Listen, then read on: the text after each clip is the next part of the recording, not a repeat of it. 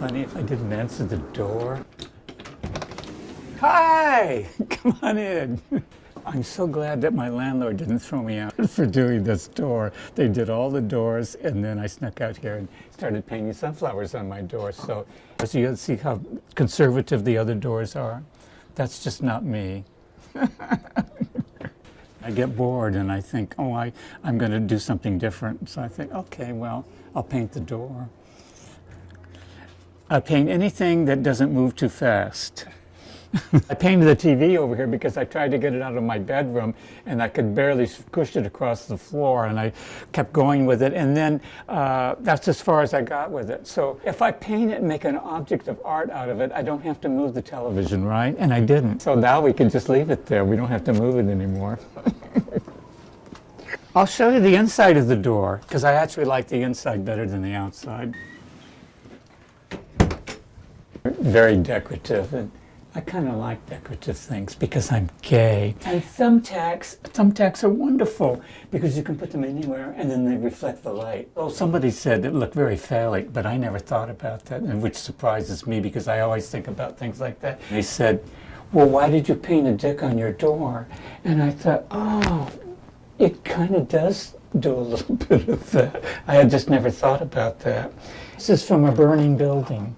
You can see where it's burnt. And then I got this because I thought this is like smoke kind of.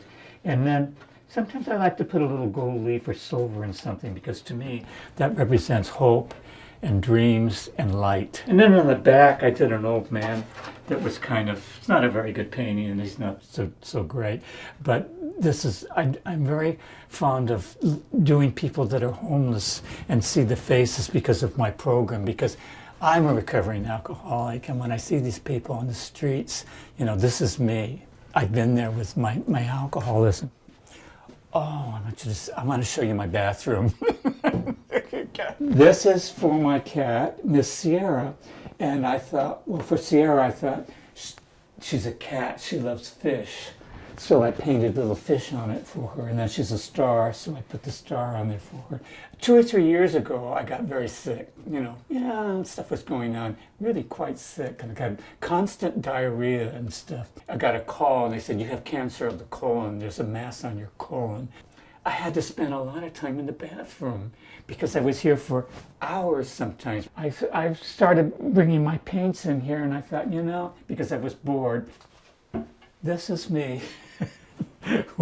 This is me recovering from cancer, before and after recovery from cancer, and I did because, you know, and I got well.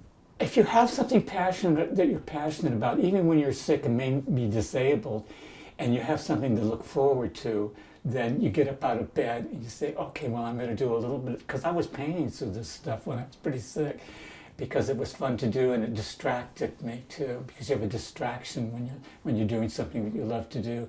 And I was okay to go. I mean, if it was my time to go, that was all right.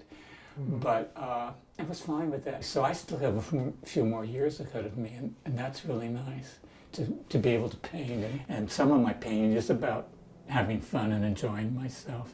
You can do something that's fun. You get to be 9 or 10 years old and play with the paint box. Mm-hmm. Here's Mr. Van Gogh. I love Van Gogh. I think we all do. I wish that he had known that his artwork was going to be appreciated and loved today. And so you never know. I'm 83 years old, and maybe I'll become a success now at my painting. And it's so much fun, I really don't care. Well, this is my car and my sunflowers, and you know how I love sunflowers, so I put a sunflower on it, and it covers up the dent, which is, so it serves a couple of purposes. And the kids love it because it's got that big sunflower in the front, and it looks kind of, I don't know, it looks kind of racy. And then they expect to see some 14-year-old kid behind the wheel of the car, and they see this doddering old man, which I kind of like, and people kind of go like this. Either that or they get out of your way because you look a little, the car looks a little strange. And these are all scenes from the balcony, because I told you I paint the balcony over and over again.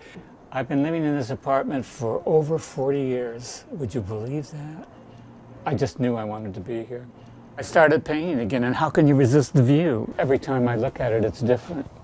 I was drunk in this apartment, and I used to be so drunk that I couldn't stand up in the apartment. I would literally almost be crawling across the living room floor.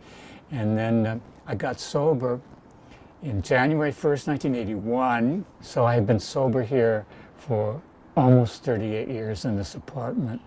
And it's been a happy apartment, a wonderful place for me. And every morning, I forgot to tell you this, every morning of my sobriety, I come out here, stand here, and I say thank you. I do. Every morning I come out here and I say thank you.